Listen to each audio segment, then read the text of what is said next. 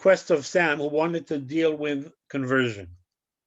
And the challenge of conversion, especially, I don't know if all of you heard about the Supreme Court ruling in Israel about reform or conservative conversion. Did you hear about it? No. Anyway. Yeah, now aren't they now like recognizing them? Yeah, but again, it's not.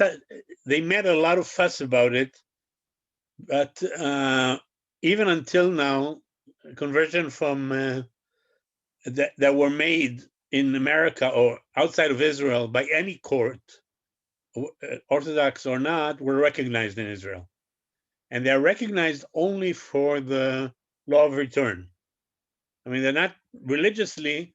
The rabbinate, which marries and so on, will not recognize you as a Jew anyway. And the only thing that changed now is that also conversions in Israel, done by conservatives and reform, that were not recognized before, are now recognized by the Supreme Court. But again, it's only for the law of return. So the numbers of people who want to convert in Israel in order to become a Jew for the sake of the law of return. You know what the law of return is, right? Yeah. Chok HaShvut. Anyway, so that was the thing that started it. But then because it was on Pesach, I wanted to go to the base, to the high Sam. I wanted to go to the sources of what is the idea behind the conversion. And the most important thing I had to say in the beginning was that in Hebrew there's no word conversion. I mean, there is a word, but it's only used if a Jew wants to convert to something else. Then it's called lahamir. Lahamir is really the same word as to convert. Like if I want to change dollars into shekels or something like that, I convert, I memir the money. But the word in Hebrew for somebody who wants to become a Jew is ger, lehitgayer. Okay? Now that's a word that is biblical. And even there, this noun, lehitgayer, means to become a ger. Ger, gimel reish, okay? So to become a ger, and then you have to go to the sources of what does it mean to be a ger? Why is this word ger a word that illustrates the idea of somebody who was a non-Jew who became a Jew? Okay, so this is where we started. Now the word ger comes from the root is gar, to live with. Okay, I'm living with my parents. אני גר עם ההורים שלי. Okay, אני גר בחוץ לארץ. I live abroad. Okay, that's the source of the word.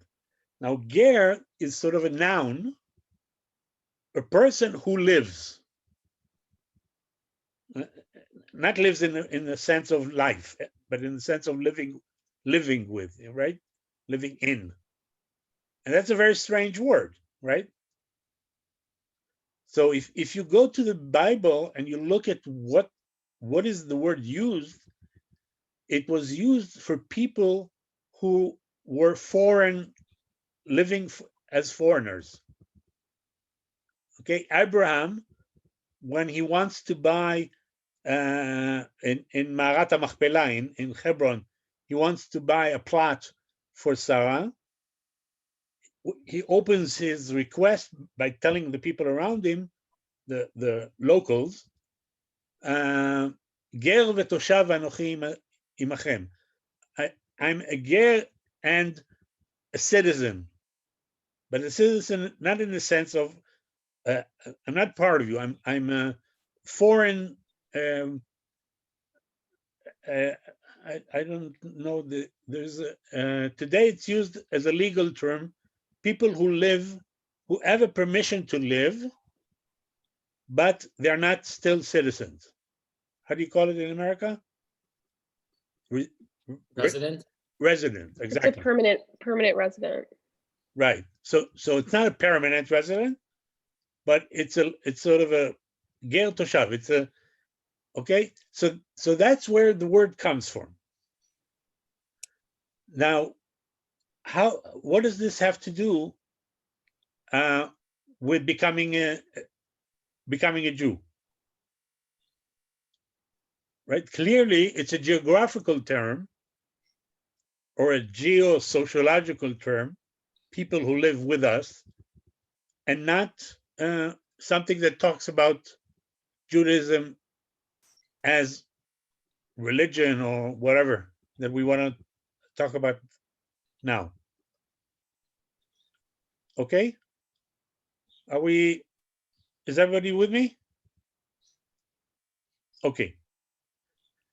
So the most important place where the term comes up with is in Egypt.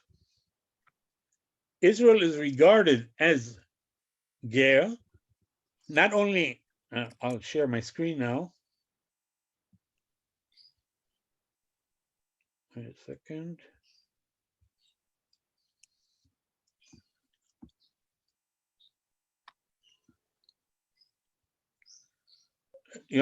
I'll come back to that in a second. Just one thing, which is before we go into what it means, is the idea of Yetziat Mitzrayim, of leaving Egypt. And it's interesting that it's or that we remember that we were slaves in Egypt, is something I talked with all of you, I think, a few times about it, because it's a very important base in my attitude towards everything that's happening in Israel. Is a centerpiece to Jewish identity. Okay, and we just read in the Haggadah, and that's the first source that we looked at last time. That, you remember this passage that Rabbi Eliezer says that he wasn't aware that you should recite the going out of Egypt every night until Ben Zoma came and, remember, all of you probably read it already in the Haggadah, right? You all went to Haggadah or not? Yeah, I'm just to be sure. Okay, I thought that you guys all had an Haggadah. So you probably read this passage, right? So now look at what he says. I wasn't aware that we should recite the or remember the day of going out of Egypt every night. So what's the base assumption here? That what was he aware? What was it before Ben Zoma came and taught his midrash? When should you remember going out of Egypt? During the day and the night. No, in the beginning it was only in the day. Oh, no, all is in the days after the redemption of Mashiach. That's a third stage. So the idea is this: it was clear that you should remember leaving Egypt every day. What was not clear, that it's also every night. And that came Ben Zoma and taught us from the pasuk. It says kol yemei chayecha. It's an adding of the word kol, which means all. So that was the reason so the news was that not only that you have to say to remember leaving of Egypt every day, you have to remind yourself of it every night. And then Chachamim say that no, every day and every night is clear.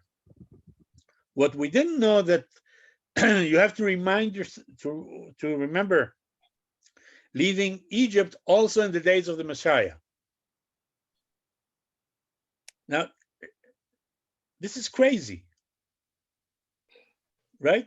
I mean, okay, it's an historical event, meaningful historical event. It has a lot of nice ideas about it, about freedom and liberty, and I don't know, whatever you probably were talking about in your homes or synagogues if you went on Pesach.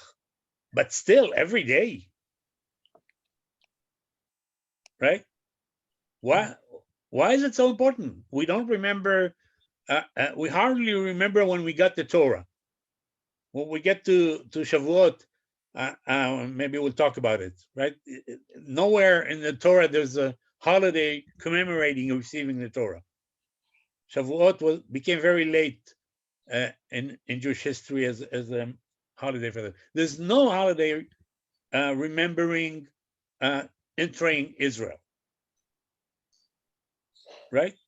Why is this not just a holiday, but it's something which is so dominant that you have to remember it day and night? Maybe because like we don't necessarily have explicit holidays in the Torah, at least of the giving of the Torah. We did, yeah, obviously we have Shavuot or entering Israel, but it's almost like the Exodus from Egypt is the catalyst for all of that. So it's almost like you celebrate the Exodus of Egypt. You're so conscious of it because it leads to those other things that are so important. Just because it started it? Again, I'm not belittling. I understand why we have a holiday of Pesach. Okay, that's okay, right? Because this is when we started to become a nation. But still, that's not something that you would think that you have to remind yourself every day and every night, including in the days of the Messiah, after the full redemption. Right? It doesn't make sense. Okay? So that's so then I went back to see what is the origin of the story of Egypt. And the origin is in Abraham. When God promises Abraham, and again, I think most of you have been with me, at least once, if I remember correctly, at least 2 years ago, something like that. When Abraham gets the promise to get the land that God promises him, Israel's land, he asks a very strange question: how shall I know that I'm going to possess it? Which is a very strange question in itself. Is Abraham doubting God? It's a whole discussion in the sages about it. But what's important for me now is the answer. And the answer is even more strange than the question. The question was, how will I know that I'm really going to have it? That I'm going to have the land, I will own the land. Right? And what's the answer? The answer is, you should know that your offspring will not be here. They will go to a land. They will be ger, okay? Here we come back to the word ger. They will be ger, living abroad, living in foreign land, in a land which is not theirs, and they're going to be slaves there, and they're going to suffer. They're going to be oppressed. Okay? And then they will leave.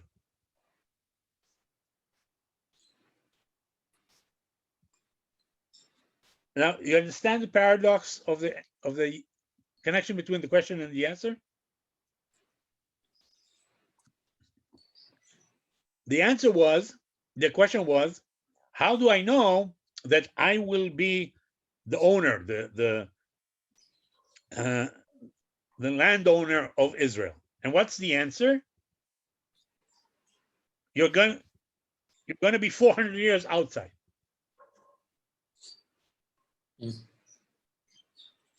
Okay? Everybody with me?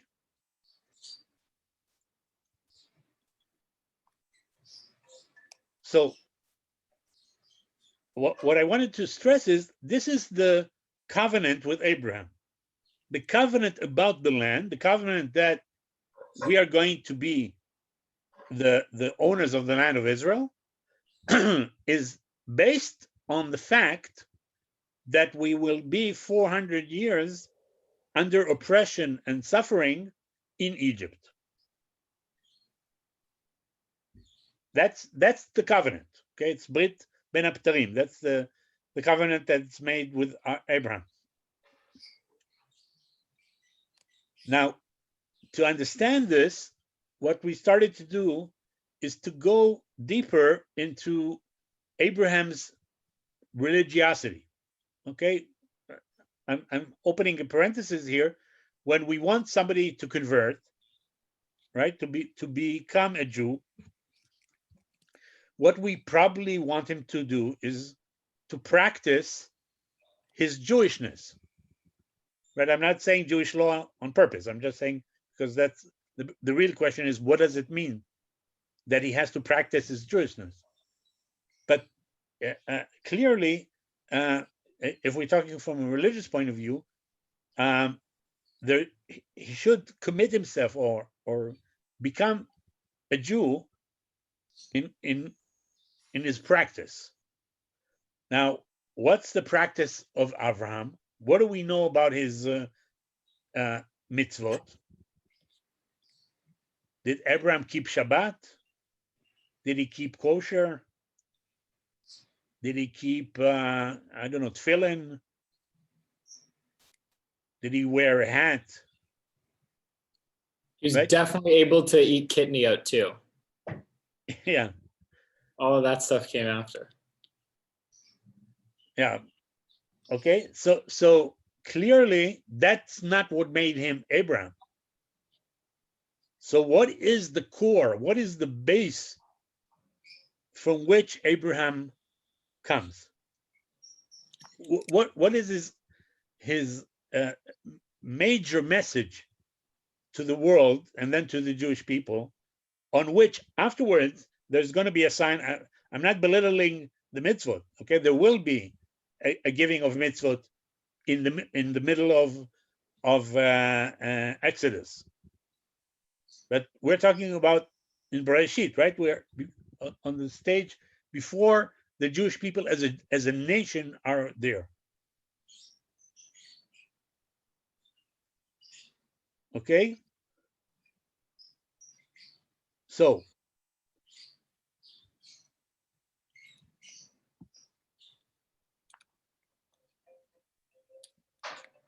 the story is about Abraham sitting at his tent in the middle of the desert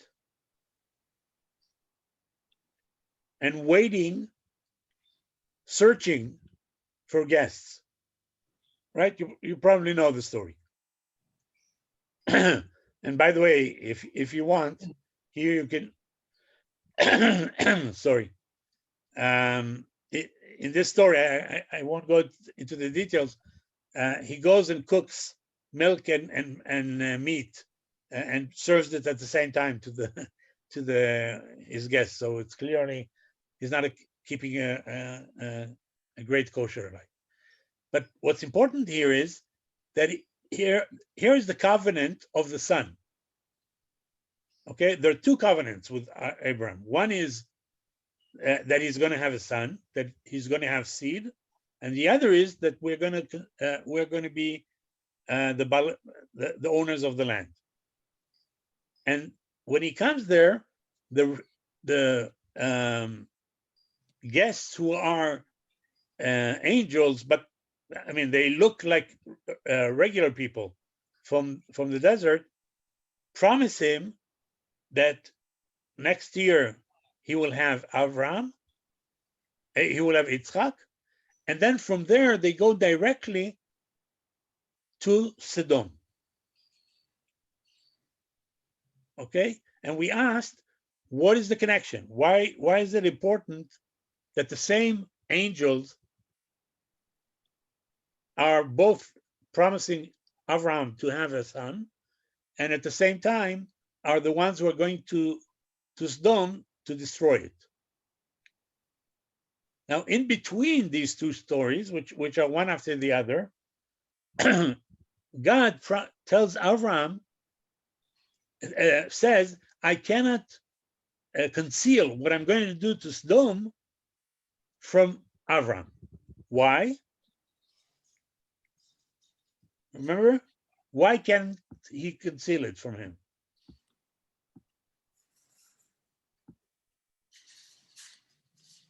I don't remember.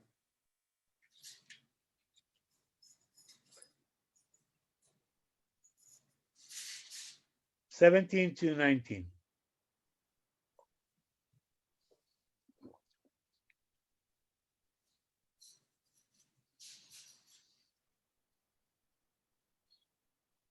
What is the reason God feels necessary, essential to tell Abraham what he's going to do to Sodom? Because he's choosing him. Choosing him for what? Choosing him to be like. I mean, I could almost say the opposite. When we talk about the chosen people, right? I would say the opposite. I would say, okay, here there's going to be this God's nation. A lot of people see this as Jews, right? We are the selection. We are the selected ones. So we should keep our nation strong. We should develop it. We should own Israel in order for us to have a territory that we can live in. Why is that connected to convening?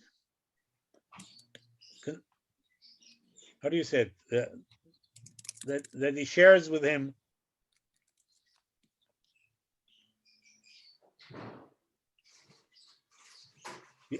I'm not good with the word. What's If I want to confide in you? Confide. Confide. Okay. Yeah. Why is it so important that he confides with him? Right? He's going to choke, like you said. Verse 17 says, sorry, 18 says, he's going to be a great nation. I'm choosing him. I've singled him out. But what's the connection between that and Sodom? What am I singling him out for? For telling him the truth, right? He's deciding whether he wants to hide it from him or not. Yeah, but why not hide from him? Because his goal is to have like a righteous nation descend from Abraham, right? So like, what precedent are you setting if like you like birth that nation out of a lie, right? It's not a lie. He's not lying. An omission. It's not a question of lying. He doesn't have to tell him everything. It's not. Maybe the English translation here is not is the problem. It's not that he's actively going to hide from him. He's just not going to share with him. Yeah. He says, I cannot not share with him what I'm going to do. Why? Because Abraham is going to be a great nation. Okay, great. So what does this have to do? If I'm going to do something in Australia, what should it bother Abraham? Or take it even more seriously. If I'm going to do something against Iran, okay, not in this situation, that Israel has a problem with it. There's still no Israel here.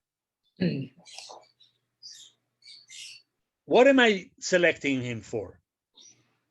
Come on, Emma, you were here last time. What is the most important 3 words of passage 18 of Pasuk 18?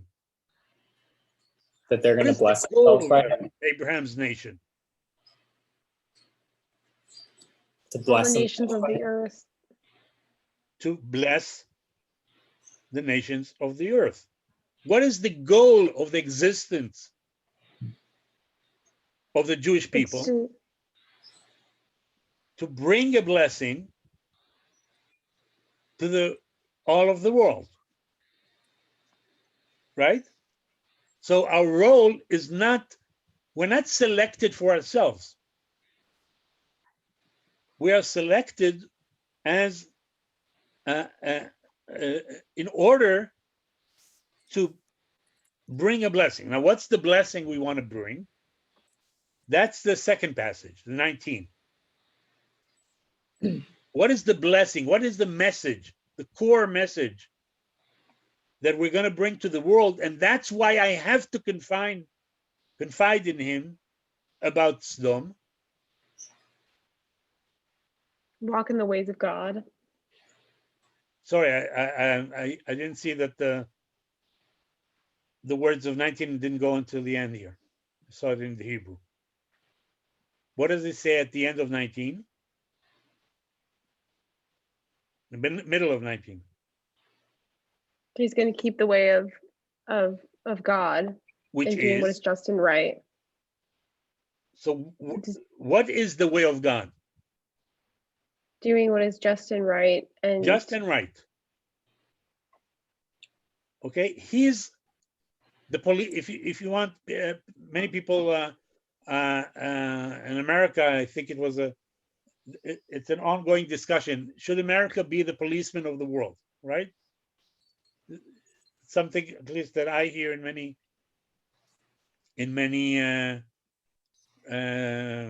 political debates or elections. What's clear is that Israel should be the policeman of the world. Not the policeman in the sense of enforcing it. Not in the sense that we should police other people, but in the sense that we will will give it as an example. We will lead the world in justice. That's the message of Israel. That's the message of Abraham. And that's why he cannot hide from Abraham what he's going to do to Sodom. Why? What? God doesn't know what he's doing? Why does he have to confide in him?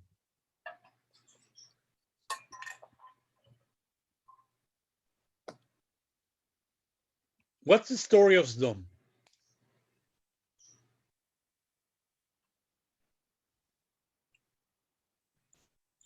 That they can't find 10 righteous people, and so God destroys That's it. after Abraham starts his negotiation. Yeah. By the way, I once met Alan Dershowitz, and he told me that he thought that the first lawyer in the world was Abraham, and he gave a lot of elements. I think he told me he's going to write a book about it. I don't know if he wrote it at the end. I told him about Sugya, by the way. He was impressed. And the best example that he gave is Abraham's negotiations with God about Sodom, right? He's trying like a lawyer. He's starting with 50, and then if it doesn't work, he says, okay, and what about 40, and so on. But what is the dialogue between God and Abraham here? Why can't God just say, you know what? Okay, I'll let him know that I'm going to destroy Sodom. What does that have to do with Abraham's role in the world?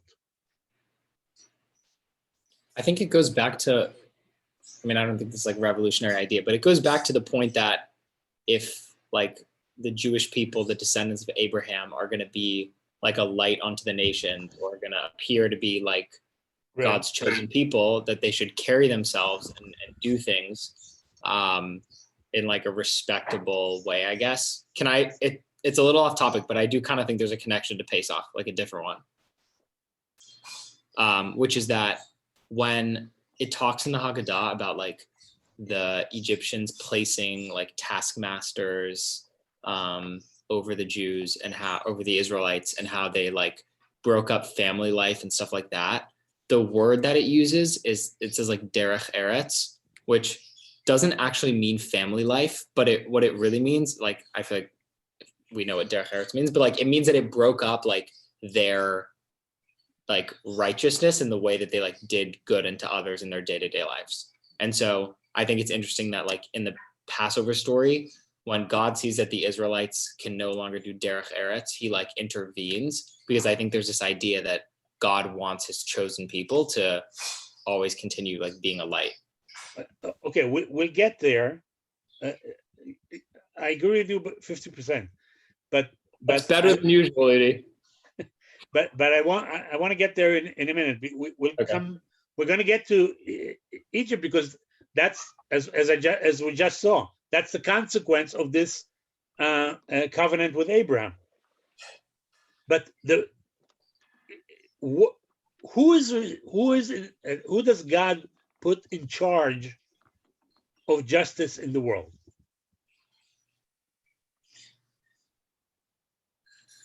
What did we just see about Abraham? What is his role in the world? To serve as an example for others. I'm not sure if it's an example or not, but to be to be the light of justice in the world, right? And because of that, God says, I have to tell him about Sodom. What's the connection? I'm going to do something about justice in the world, right? I, God, have heard the atrocities that Sodom are doing. I'm hearing. My role as God, okay, is to hear, to be attentive to the pain, to the suffering. Later on, he talks. He calls it zaka, the scream, the anguish that is coming to me, and I'm going to punish them for it. And therefore, I'm going to destroy them. But I can't do this if I'm not cooperating with the person I put in charge in the world for that. You understand what I'm saying? Abraham is the United Nations. Okay, remember when America went to attack Iraq, it needed the agreement of the UN or of the coalition, whatever. It couldn't act directly without getting the legitimacy from the League of Nations, which is responsible for keeping the peace in the world. So Abraham is the person, and later on, more than the person, the nation, the person who's going to tell his children and then the whole nation, who are going to be responsible for that. And therefore, I have to confide in him about creating justice in the world. I'm going to try to create justice in Sodom. Now, how do I know that what it means? Because that's exactly what Abraham is doing. The minute God does it, what is the motivation behind Abraham's dialogue, negotiations with God? What does he say to him?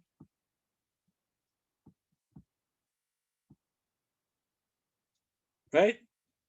Here you see, I've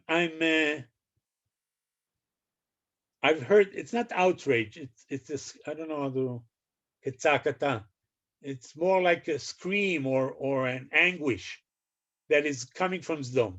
I heard this suffering coming from Sdom, and then I went down.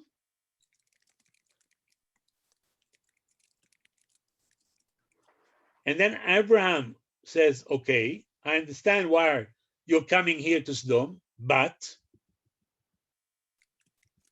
what shouldn't you do? Look at verse 25.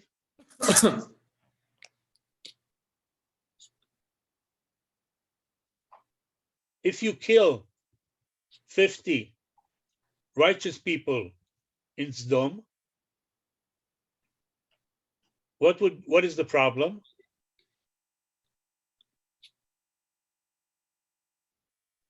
He's bringing death upon the innocent as well. And what is the gist of his plea? You're not judging justly, and you're conflating the innocent with the guilty.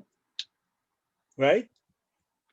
So what's the constitution here between Abraham and God? There's one basic constitution law, and that is to keep to do justice. So Abraham says to God, you appointed me as somebody whose role is to take care of justice in the world. Okay, so now I'm coming to you.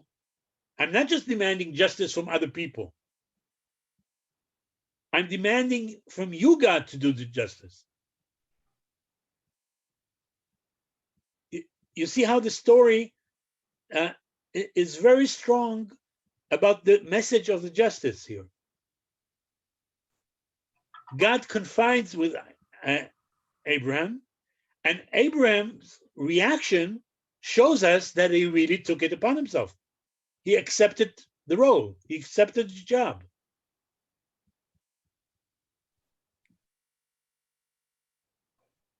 Okay? Now, how is that connected with being a foreigner? With leaving Egypt? So the story continues, and we go to the angels who came to Abraham are now coming to Sodom. What was the reaction of Abraham when they came over, when they passed his tent?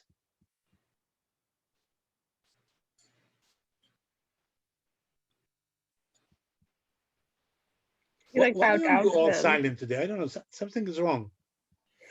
Am I not clear enough? Are you too shy? Is it so simple that I'm just repeating? No, really, I'm serious. No, I was going to say that he bows down to the angels and welcomes them into his tent. It's more than welcomes them.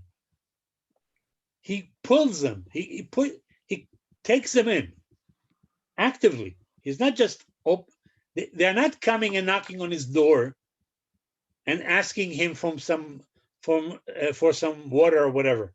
They're passing through, and he rushes to them. The word is there is he rushes to them and he brings them into his tent and washes them and feeds them and all of that.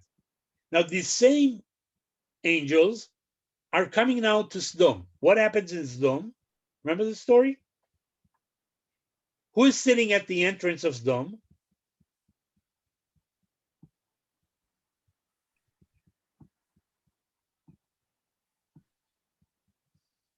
Oh, Lot. Lot. Who is Lot?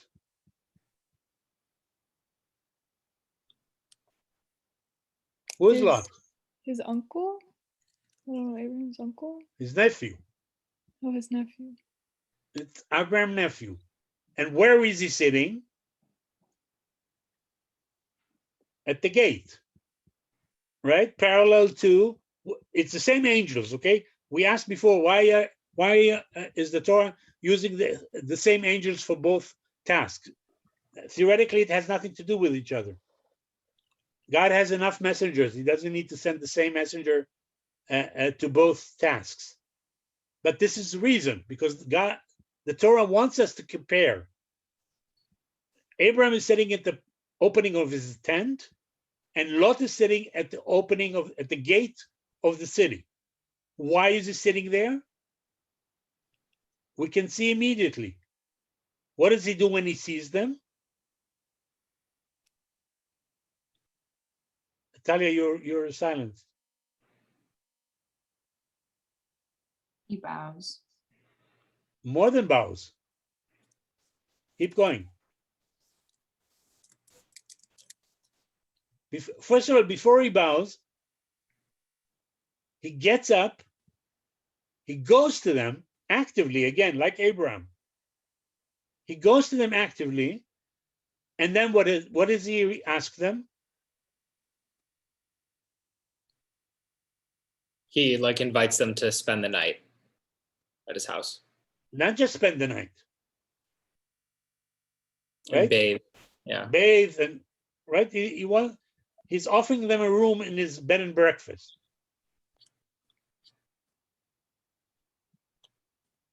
And they reject it. And they say, no, we don't need this.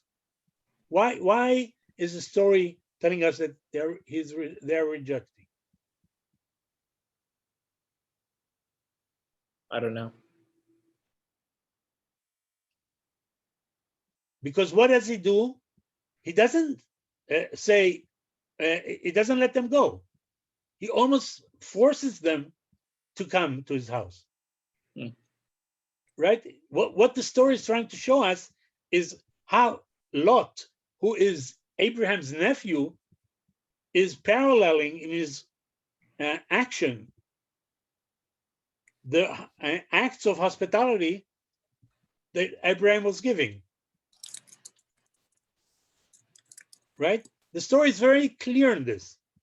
He's comparing Lot's actions to Abraham's actions and showing the common, and Lot grew up in the house of Abraham. So this is the culture. This is what we said before. What is the Torah of Abraham?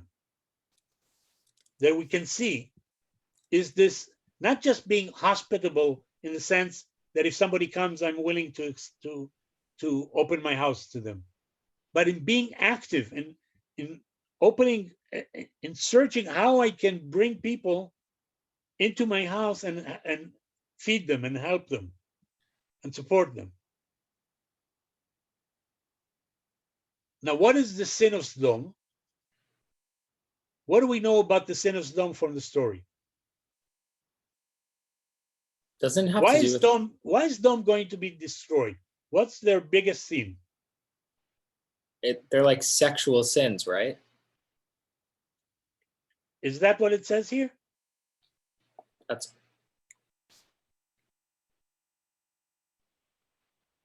What is happening here with the Sodom people? What do the Sodom people object to?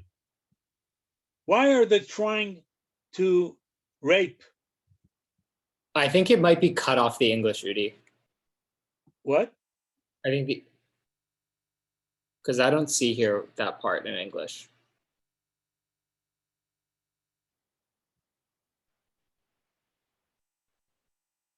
Yeah, there.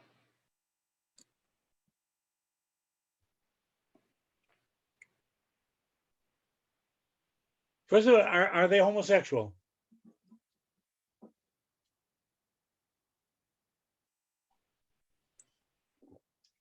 From these verses, are Sodom people homosexual? Yes. Yeah. They didn't have male whores. All they needed is these three guys who just came into the town, and the whole city is so sex craved. The whole city, right? that's their only solution for their sexual drives? Does that make sense in the story? I'll add to that. What does Lot offer them instead?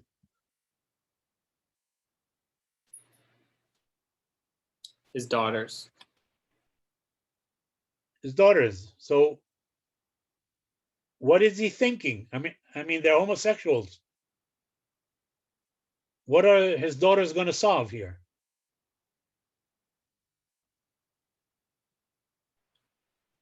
Or maybe, okay, I would like revise what I said. I don't think they're necessarily homosexuals, but they're like bisexuals. Like they just want to have sex. Like they don't care who it's with. That's the problem.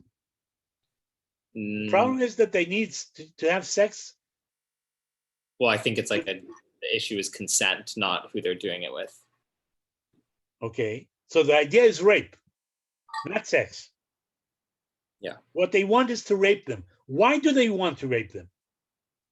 What is the problem when look at verse 8 and 9. Sorry, not 8, 9.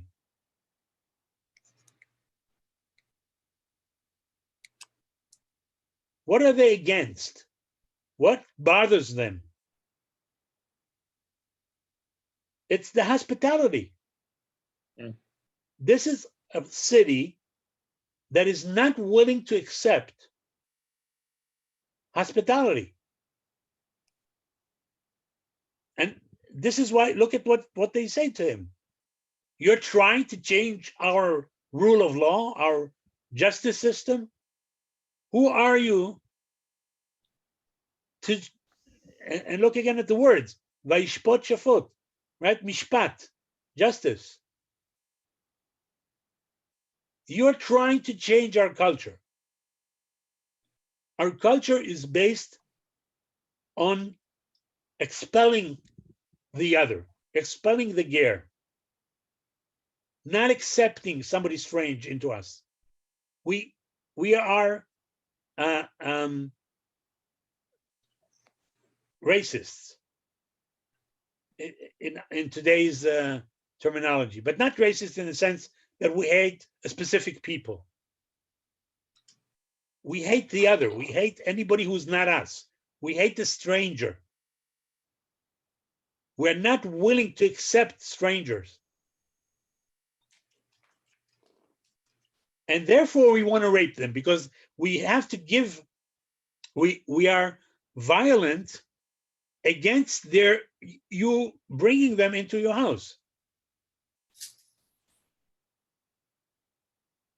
You've been brainwashed by Christian interpretation of the story, right? Sodomized today means male sexual, not even a male, sexual abuse. But the story is not about sexual abuse. The story is comparing Abraham, the same angels, Abraham and Lot.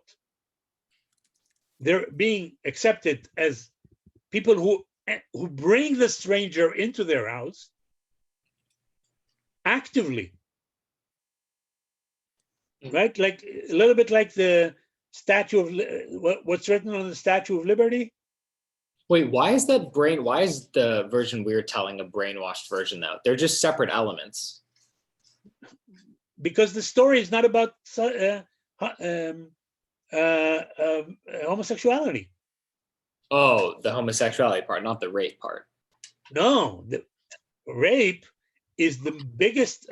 This is something we also know today very strongly, that rape is the most serious way of humiliating and it's besides killing somebody.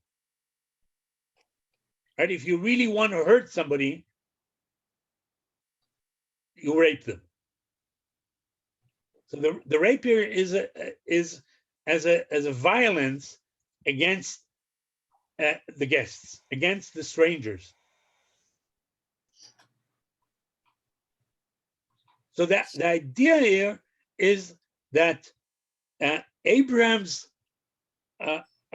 culture. Abraham's role in the world is two things, which are connected.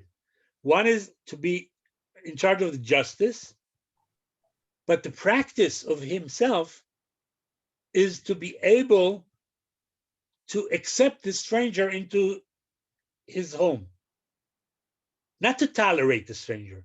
It's a very important difference. It's not that they come and they knock on the door and Abraham is nice to them, right? The same way as Lot, they told him they don't need anything, so he could have let go. But the core mitzvah, the core obligation, or it's more than an obligation because it's not coming from an obligation point of view. It comes from a spiritual disposition. That the role of Abraham in the world is to bring justice by showing or by performing, that's the best word, by performing this act of opening up.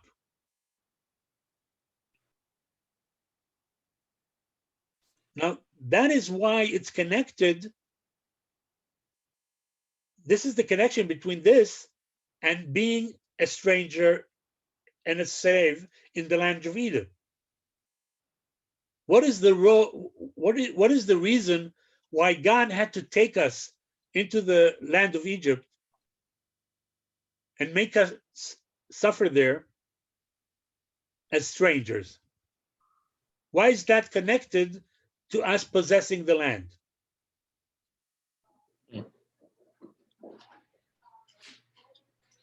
What is it trying to prevent, and what is it trying to cause?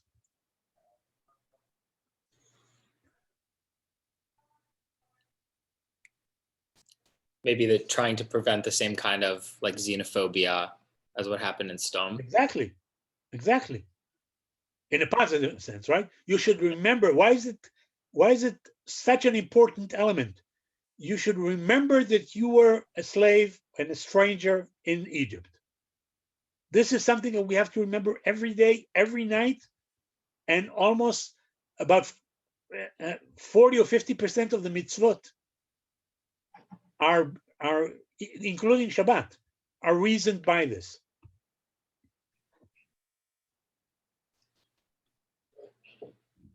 Now, what's important here is not xenophobia. That's the negative side. The important thing is, how do we treat ourselves, our possessions? And this is something very, very meaningful for us today. Before we're talking about as a nation, individually. God gave us Israel. God gave us the possession of Israel. But what should we do with it? What is what is going to secure our holding it, our possessing it? The paradoxical performance of opening it up. You understand the paradox here? In what way do I become a possessor, an owner? Right? In English, you say my home is my castle. Right? That's sort of people feel that they need their home to secure themselves, to give their territory, right? To define what's mine. What's mine in the sense that it's mine and not yours, right?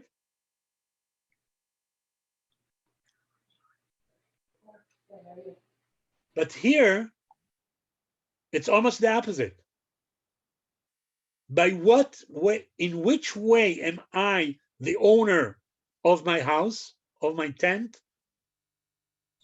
What do Abraham and Lot show us? That you can choose to treat the strangers who come inside or around. Be stronger, not just you can choose. your role is to bring them in. If you want to have a possession, the goal of your possession is to use it as a way of helping somebody else, of accepting the stranger. It's not tolerance. It's very important for me to stress this. This is not tolerance towards the different, which we talk about, from a liberal point of view. It's not liberalism here. It's a much tougher and stronger demand. It says, if you want to possess Israel, the only way you can possess it is by letting it go, by opening yourself.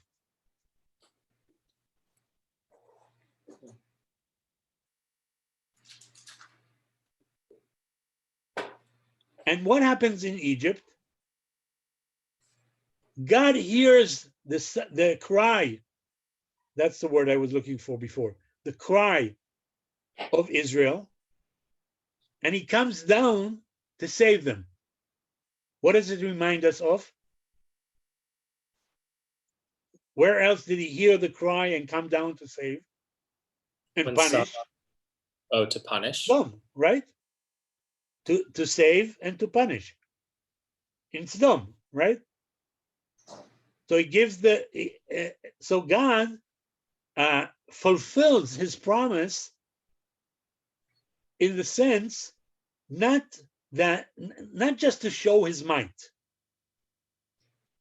but in order to show us as a people the way.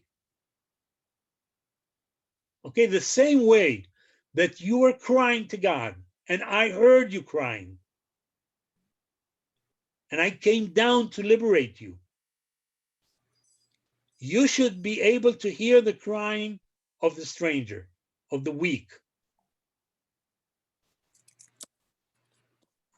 I don't have time to show you the psukim. They're all there. I'll send you the link to the sources. That's Udi, exactly what God tells you. If you will treat the ger, the stranger, in a bad way, I will hear his cry. That's what the Torah says. I will hear his cry and come down, and I will expel you. I will save him and expel you, because your role in the world is to imitate what God does. Now, look at Moses, okay? What's the first thing Moses does? What is the first thing we know about Moses as an individual? What's his first action?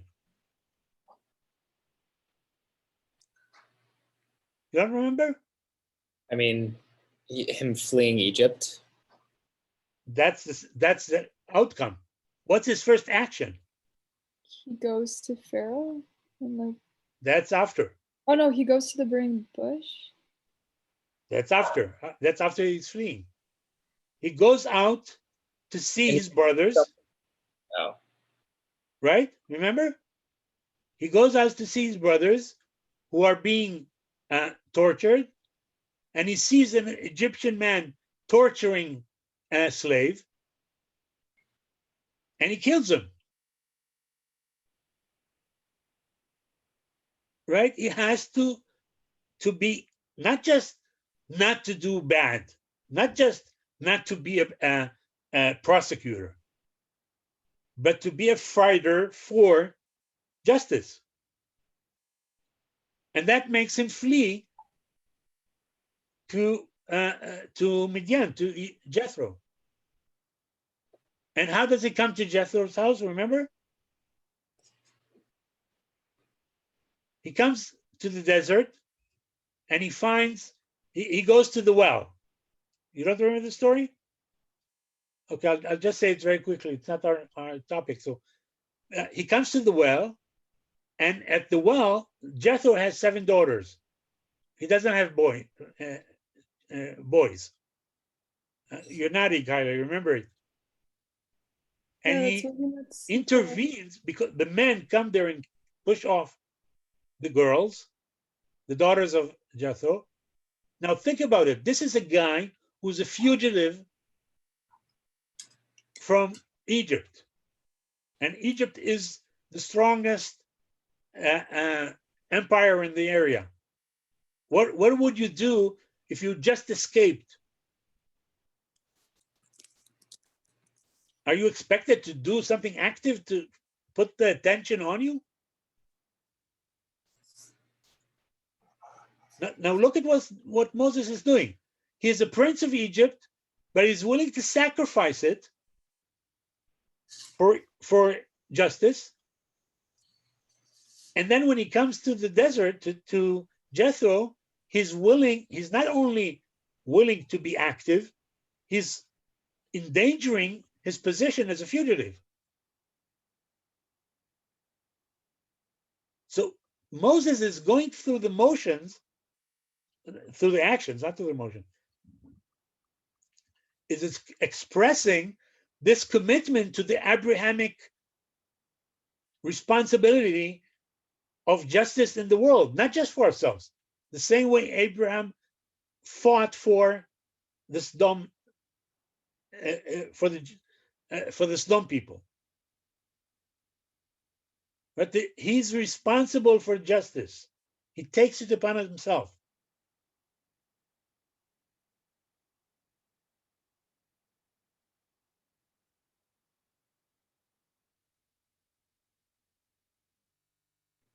Udi, I have to run to have dinner. But if others can, I could meet Sunday because I know we missed a week. If you're able to, People before you came in, people said they prefer Thursday.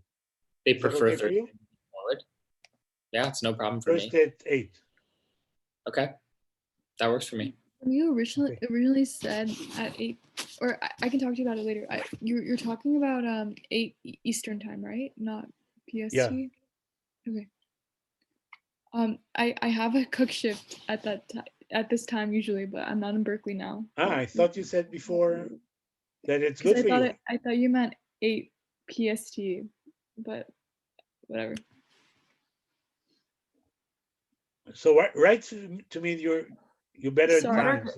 Well, yeah, what are I'm calling from California. That's Yeah, but write it in EST time so I can compare it to the others. okay. Days and time. Okay. yeah, I like having you, Kayla. Like, even if we're both silent, it's nice to have your presence. So I want to be here, but I don't know. I feel like I just keep making it difficult with times. But yeah, I'll be in touch with you. Okay. Just I'm sure we'll find the right time. It's Mhm. my problem that I assume that it's good for everybody Sunday night, but I see that most people 10 o'clock at night is too late, and it's way too late. so I just like, that's why I think it's so funny that you're willing to wake up at 3 a.m. because I'm like in bed at 10. I also no, don't like. I'm a night person. You know, like, I'm so Anyway. tired already. So Thank you. We'll see Udi. you Yeah. next week. Have a nice Chag in Shabbat. You too. you too. Bye. Bye.